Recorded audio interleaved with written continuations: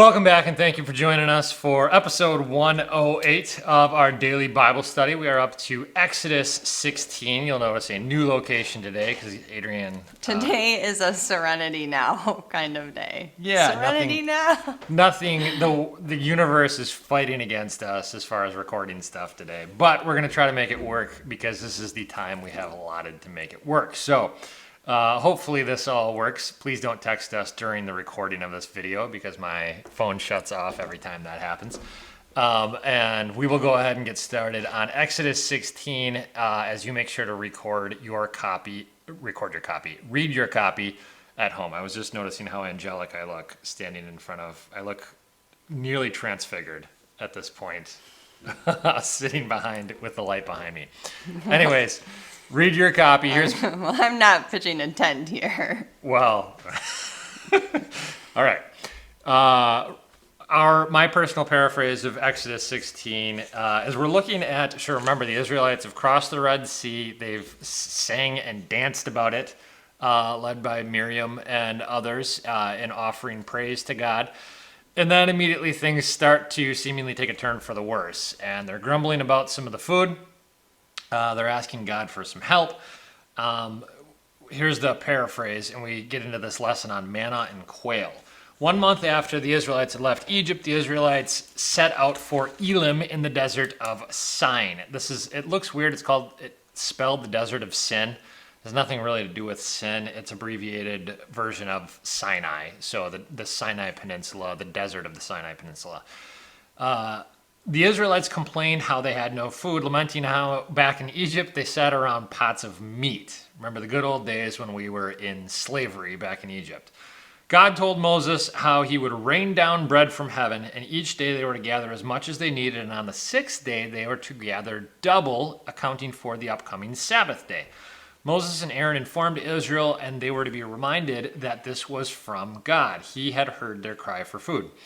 God said at twilight that they would eat meat, or quail specifically that he was sending. And in the morning, they were going to eat manna, which essentially is this Hebrew phrase that means, what is it? They were going to look at this resin on the ground and say, what is this stuff? And that's what they're going to call it. Manna is, what is it? We know that it's some kind of thin flakes that is like seed-like, like coriander seed, but actually sweet tasting, kind of like honey. It could be like baked. Baklava. I don't know what baklava is. Can that be prepared in multiple ways? I think it's like sweet flakes on flakes on flakes. Flakes on flakes. I don't know what that is, but that's a Greek food, right? Baklava. I don't know. The genie eats it in Aladdin. Okay. Well, so this is, it's again, color-wise it's white. It seems to be seed-like. It's sweet tasting, and it can be prepared in a variety of different ways. Generally speaking, the Israelites bake it into a bread, so far as we can tell. Each Israelite was to take up an omer, which is helpful, but an omer, so far as we can tell, again, is about 2 quarts or maybe 3 pounds worth of manna for every person in their household every day. Upon gathering, we're told that some had much and some had little, but they distributed it so that each of them would have the right amount, an omer per person per household. Some of the Israelites tried to keep the manna overnight, which, again, the moment God says for the Israelites to do it like this, there's going to be somebody else that's got a better idea than God of how they're going to do it. And so they're going to, save up. Let's grab a ton of it, store it up, and so we have extras. Well, what they find is it rots, and they have maggots the next day in their manna. The only time that wouldn't happen, according to God's design, is the day before the Sabbath, because they're supposed to gather 2 days' worth, and then God is going to miraculously preserve it so that it stays fresh for the Sabbath day. And Sabbath day, you're not supposed to do any work. Everyone rests on the Sabbath. The manna was, again, white, wafer-like, and had a flavor of honey. God told Moses to keep a jar of this manna and always hold it before the Lord, so that the generations to come would see that the Lord had provided in the desert. The Israelites would eat this manna for 40 years. And that's my summary for Exodus 16. Any initial reactions to that? I mean, how much would you grumble if you had to eat the same manna and quail every day for 40 years? What if it was graham crackers with peanut butter and marshmallows? You've done that for almost a year. So that's another 39. Yes, it doesn't sound great by any means. Yeah, and the interesting thing is they're crying out for it though. So like, they're crying out because they're hungry, and then they're crying out because they don't have meat. And God meets both of those needs, but Yeah. it's still like not good enough. Right. So the Israelites are compromised. Same thing people do today, where they're redefining for themselves what exactly need means and what dire straits they're actually Yeah. in. If you're clothed, if you're sheltered, if you have food, you're not doing that bad in a fallen world. But that is still grounds for complaint for them, and it is Yeah. for a lot of people today. All right, so here's the devotional thoughts for the day. Number one, I'm going to call it delusional sinners. You'll notice that in verse 3 in your reading at home, the Israelites, remember this is 1 month after captivity, and they are longing for the good old days. Longing for the days when they were crying out for oppression from the Egyptians, but they said, oh, back there we sat around pots of meat. Now, that's probably partially true and partially false. In one sense, did they have more access to food back in Egypt? Yes, they did. But they were getting whipped and flogged and beaten and harassed and oppressed in every other way. So, like, they had totally forgotten, like, yeah, we maybe had a slightly better food situation there. But it's not only that people get delusional about what's good and what's bad. It's that like, oh yeah, that specific circumstance of being over there was better, even though the other 89 circumstances of our day were far worse. We were in bondage, we were getting beatings, we were getting forced labor. And, I think ultimately the sinful nature is trying to constantly complain about something. There's something inside of you that wants to find fault with yourself, with everybody else, with the church that you belong to, with the office that you work at, with your neighbors, with your parents, with your kids, with your friends, They're all with your our enemies. faults in all those things. And that's there's the secret, is there are faults in all of them. But what do you expect? Like, so you want heaven right now is what you're telling me. So, like, even for yourself, like, there's faults in you, too, and there's faults in me, too. So, like, we complain about the faults over there, and we complain about the faults over here. So, like, in reality, like, yes, there are faults, but the concept of being in earth, we get a little slice of heaven and a little slice of hell. We get more than what we deserve and better than what we deserve, but it's not perfect, but it's also not nearly as bad as it could and should be. And so that's kind of what we're biding our time for. And it's part of God's way of creating for us. I mean, in the wilderness, what God is getting them to do is long for the promised land. And so God is doing the same thing for us today. But we're supposed to be praising him for the impending promised land and providing for our needs, even though we don't deserve it in the wilderness. But instead, we mostly grumble and complain. Yeah, I saw a meme the other day that said, becoming an adult is just getting together with your friends and all talking about how tired you are. Like, Yeah. me and my friends do that all the time. We just text each other, I'm so tired.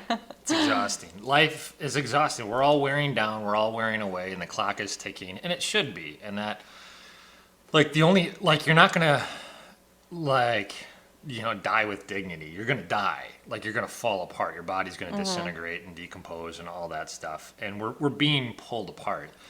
And like the idea of doing well in this world, I think I probably have a more bleak outlook than I should, more often than not. But it's partially, I think, in my mind, a reaction to the naivety of a society that believes, holds unwaveringly to the concept of human progress in a fallen world. And I don't think that can happen. I think there are elements that progress, but even your own body is just going to die. Like, it's going to progress to the best shape you've ever been in until you're dead. Like, that's the way it's going to end. And the same thing is true with this world in its present form. Like, it's going to, and so, like, you have to always, like, if you're really deeply thinking, you always have to think one step beyond that and the life that is to come, and make the most, in many respects, in submitting and worshiping God for what we do have in this life. All right, so delusional sinners is thought number one. Thought number two is everyone is gathered and everyone had enough. And this is something that's really difficult to understand unless you read the text a couple different times and probably maybe even read a couple commentaries on this. It's really easy to miss. So the Israelites gather this manna daily. They call it "What is it?" because manna is they've never seen anything like this before, and it's coming about incomprehensibly. It just shows up like with the dew in the morning on the ground. and they had never seen it before. It's inexplicable. John 6, interestingly, this is a foreshadowing, or Jesus talks about himself as the bread that comes down from heaven. John 6 is the great bread of life discourse, and he's talking to Jewish people, and he's saying, okay, just as the people, God's people, were dependent on bread from heaven every morning, daily bread, in the wilderness, so in the wilderness of life, you too are dependent on me and the word that I am giving to you. So he makes this comparison of manna to himself, the bread from heaven. But in verses 15 to 18, it shows a really interesting principle. So essentially God says, I want you to go out into the wilderness every day, every morning, go to your tents, grab enough manna for each person of your household. Everybody should go out and gather enough for their person, that person for the household. However, there's also an interesting line that says some gathered much and some gathered little. So it's odd if everybody, man, woman, and child, is going out and gathering enough for themselves, for the household. How does that reconcile with the idea that some gathered much and some gathered little? And so what seems to happen is by the time it's all said and done, every household has an omer, has enough for each person. But you got to picture it, I think, like if you have this big, let's say you have this big 6'4", 250-pound guy who goes out and grabs as much manna as he can hold. And then you have a little 3-year-old go out and grab as much manna as they can hold. Obviously, one can hold more than the other. And then some, of course, are maybe disabled or crippled in some way or inhibited in some way. And what you do is every tribe then goes out and they grab this amount of manna that seems right to them. They go home, and seemingly then what they do is they divide it up. And so God isn't just, everybody's not just going out with a basket and God is dropping it into their hands. He's having them go out and pick it up for themselves. It's a gift from God that is attained through effort, an opportunity that God gives us. And then each person is provided for when the community distributes it amongst one another, so that the kids and the disabled and whoever else, everybody then gets an omer. And I think that there's an application in here that God doesn't just make us dependent on him, although we clearly are dependent on him. But he also makes us interdependent on one another. And that's a thing that I think American Christians in general, who are individualistically minded, don't understand very well. Am I dependent on God for daily provision? Yes. Is God going to provide for me through fellow believers and they through me? I think yes, that's the case too. Everyone is involved, everyone has enough, and everybody takes care of one another. Okay, I got one more devotional thought here. Devotional thought number 3. Extra blessings tend to spoil. And so any manna that is saved for the next day, we're told, would get stinky and maggots would fill it. Except for the 6th day, the day before the Sabbath day, when they were supposed to gather double the amount. And so the Sabbath day, they didn't go out and gather anything. But what ended up happening, and you can totally see how this would work, people essentially still do the same thing today when they, I think most people would say you can't oversave today. Well, isn't there I think there was some statistic 80% of people above a certain income bracket would save their stimulus check. They wouldn't actually use it to stimulate the economy. They're just saving it. Right. That was part of the problem with the initial round of stimulus. Yeah, you're correct. And so, there's that principle where, okay, for self-preservation purposes, not just because, so everybody understands the opposite side of that, being frivolous and, spending all your money, every paycheck you get, immediately blowing it is not healthy for your finances. However, taking all the money that you get and hoarding it, we're starting, it's been a kind of interesting fascination in recent years how unhealthy the concept of hoarding actually is and the human tendency to do it. Not just holding on for sentimental value, but also holding on to things for the sake of feeling like I can control my life the more stuff I acquire, especially the more money I acquire. And what God says is, I don't want you to be self-reliant. I don't want you to you have so much manna saved up in the bank, so much manna in the cupboards that you can sleep well and don't have to worry about tomorrow. I don't want you to worry about tomorrow, but I don't want you to worry about tomorrow because you trust I'm going to provide for you, not because you've accumulated so much manna. And so you can make the exact same kind of interpretation and application to Christians. Like, so the idea that I or you, we would feel much more secure about our future depending on how much we've saved up financially. Of course. Like, that's a natural thing. And I'm not saying it's wrong to save. It's wrong to be dependent on the things of this world ahead of being dependent on the God who provides any blessings in this world. Every good thing comes down from the Father of the heavenly lights. And so I think there's a very subtle nuance in there. Again, I think Christians who just save and save and save and save and save, just ask yourself why you're doing it. Are you doing it because you're being a good steward, or are you doing it because you think that gives you a control over your life that actually only God's promises and God himself can deliver as far as impact on your life? Churches, by the way, do this too. Most churches are fairly broke, but the concept, there is some theory within like church planting and mission work and stuff that says you shouldn't have so much money stored up that, why don't you think God is giving you that wealth to do ministry right now? So maybe you should be pushing yourself to go out further. So going back to your last point, what do you do when there are just some people that seem like they need constant help? Yeah. You just give them constant help. Well, what do you think? I want you to like flesh that out first. What are your thoughts? What are your fears in all that?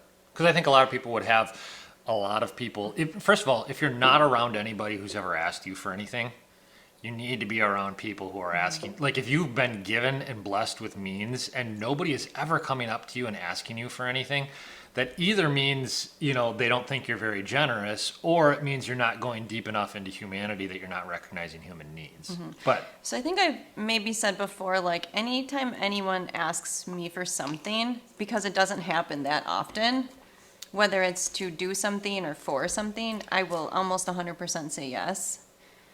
I have 500 people asking you for $20 here.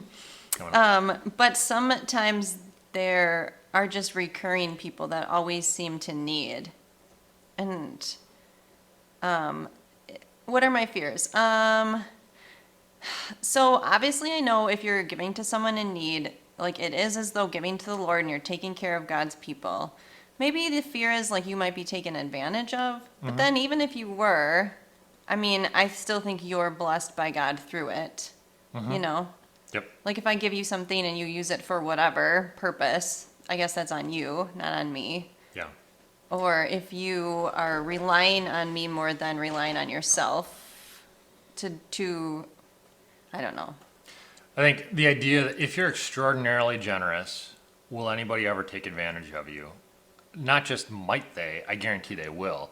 How do I know that? Because that is the posture and example of Jesus, who died not for the sins of those who were particularly repentant, but died for the sins of the world. He was extraordinarily generous, not just to those who didn't deserve it, but to those who would never say thank you or appreciate his generosity.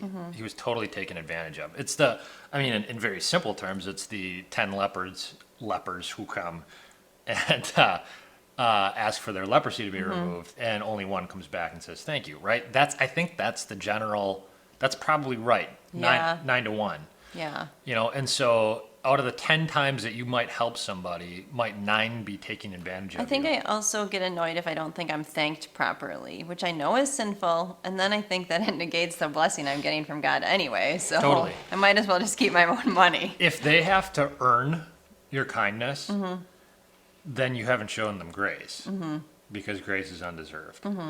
And I think if we're Christians who have been saved by the grace of Jesus, the only way we show that we're saved by the grace of Jesus is to reflect the grace of Jesus. Well, then I'm like, maybe I should just do everything anonymously.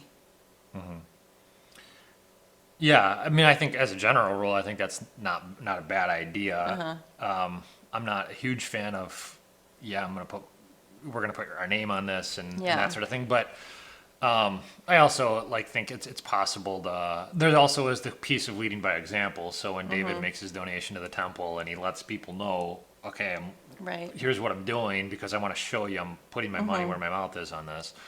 There's probably appropriate times for that too. But Your question about like how do you know and when and will you get taken advantage of? Again, I think all I would say is so a lot of the application of that is life circumstance. Say, number one, you need to be deep enough into whatever you want to call this humanity that's suffering enough that people would be asking you for help at times. If you're not there, you need to go a little bit further. Number two, if you're very generous, and if you're as generous as Jesus, you're going to get taken advantage of just like Jesus did. The only reason you would not then be generous is if you know that you're going to be enabling somebody. And so enabling, and you're not doing it at that point because, well, I don't want to get taken advantage of. You're doing it because you love that person and you don't want them to be participating in sin at that point, right? So if you know, it's the whole, if I know somebody is going to use this money for drugs or alcohol or whatever, I can't give it to them because I love them, not because I'm not generous. So I think that's kind of the threshold that you have to deal with. And yet at the same time, there's so many different things that could go wrong. Are there so many different selfish impulses? Yes, there is. But at the end of the day, I think where Christians, I don't think we need to take a greater step into privatizing our wealth and our whatever. I think we need to take a greater step into community. Yeah. And into being generous with one another and sharing with one another. And default on the side of being generous. Yeah. Default on the side of generosity, knowing that the Lord is going to take care of you, knowing that sinners are going to take advantage of you, and knowing that God is glorified nonetheless, even if they do. Like that, their bad behaviors or bad motives don't negate your godliness. Yeah. So, all right, let's close with a prayer. Heavenly Father, thank you for the opportunity to study today. Forgive us for our complaining. Both Adrian and I don't have problems finding things to complain about. But we have so much to be thankful for. You've provided for us generously in the wilderness of life. And yet this life is not the promised land yet. We're looking forward to that day. We're not there yet. And we're not going to grumble in the wilderness. We're going to praise you in the wilderness. But please kill our flesh that wants to grumble and fill us with your spirit that wants to praise. It's in your name we pray. Amen. Thanks for studying with us. We will see you tomorrow for Exodus 17.